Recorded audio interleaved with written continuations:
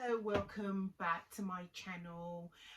It's been a while. I do apologize, but again, life has taken over. I've been moving and packing stuff and breaking down things in the house and just basically trying to get myself together. I'm notorious for doing lastminute.com for things, and I didn't want to get to that stage where I get overwhelmed. So anyway, I do digress. Welcome back to my channel. My name is Lola. I'm a USRN and a UKRN. Welcome to my channel. For those of you who have been with me throughout this journey, thank you very much for joining me again. Those of you who are new to the channel, thank you for subscribing and welcome to the community. Right, so do like, share, subscribe, press the bell button for, so you'll be alerted for any videos that I do put out. Okay, right, so guys, today I will be talking about some of the questions that was asked on Instagram, which I have tried to answer some of your questions, but I thought I would do a video on some of these questions in case it helps anybody else out there. Right, so let's do this. Right, so can I bring my mum and my brother to the United States? Okay, so here's the deal.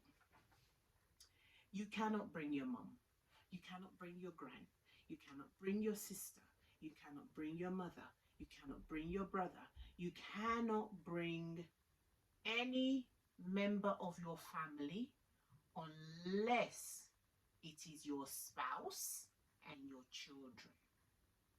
Yeah, you can file for those people that I've just mentioned later on. Once you've arrived in America, you can file for them. Just understand that it's a long and lengthy process. I have a friend whose sister filed for her. It took 10 years for her to get her green card, for her to be called up.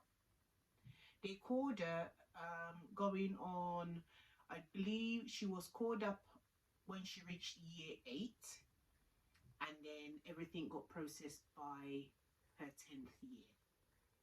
Yeah, so 10 years for her sister to file for her before she got a green card.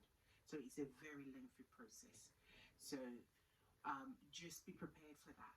If you're a British citizen, your mum, your sister, your brother who are British citizens can travel up and down on a British passport for 90 days. So they can actually stay in America with you for 90 days. The only thing is that they cannot work and all of that. So which just means you have to have family going back and forth to see you. So they can stay 90 days, step back into the UK and go back again. Okay, so that's probably how you will have to do it. And then obviously once you get yourself sorted out, you can start, doing the filing for your family. Some of your agencies may be able to help you in that respect, but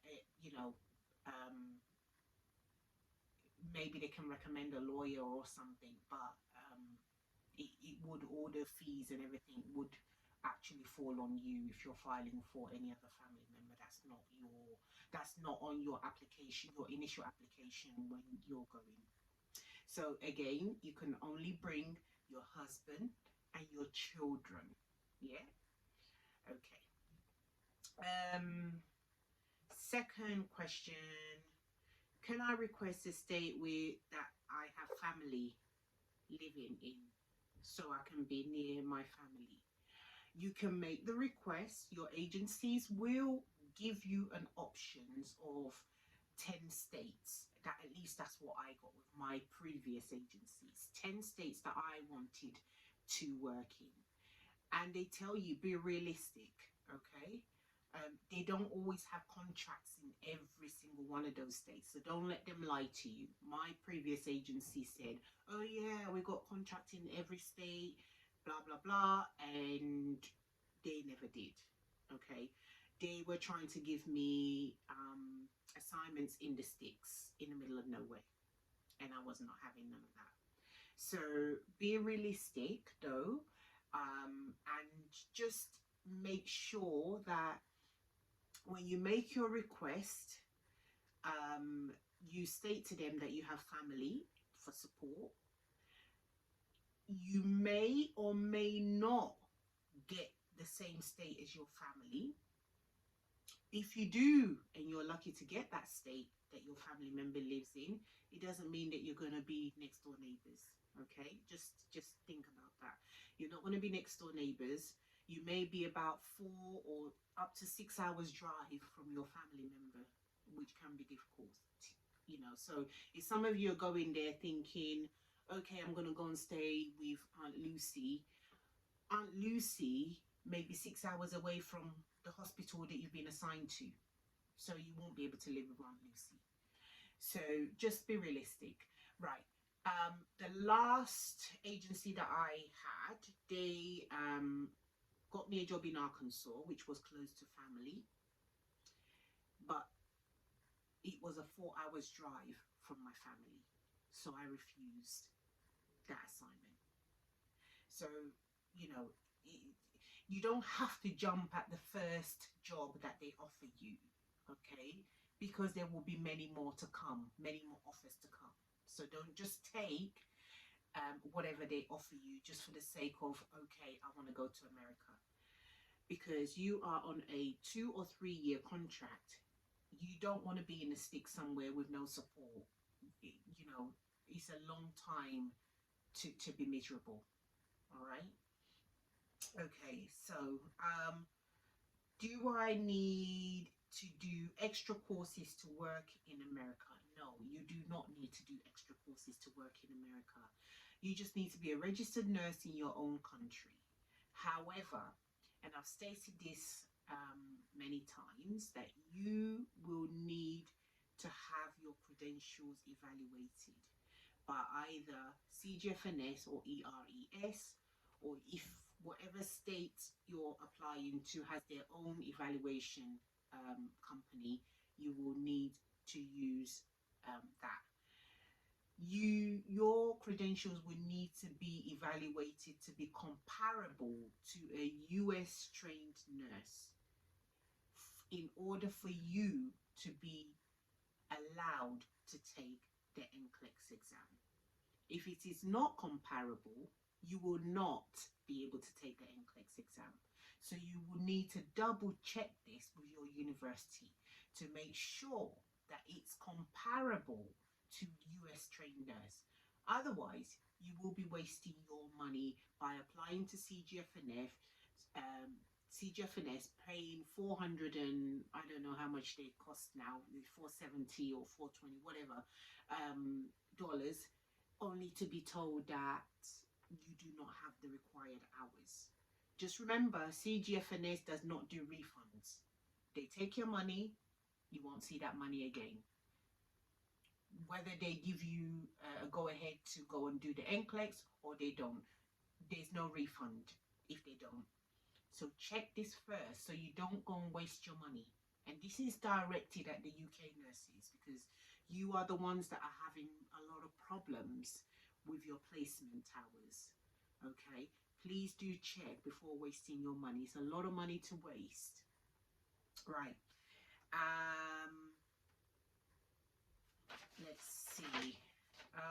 Childcare. Someone's asked me about childcare and nurseries and schools. Now, please sort out your childcare before you leave for America. I had problems with childcare when I lived in Atlanta. I wish I'd known what I know now. So I'm just letting you guys know. Childcare is not cheap in America.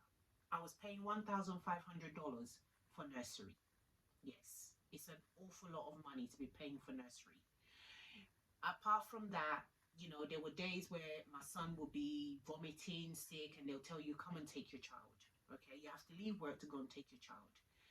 So you need to make sure that you sort out your childcare, whether it's, you're going with hubby. If you're going with hubby, you can both, take it in turns. So if hubby's working nights and your working days, great.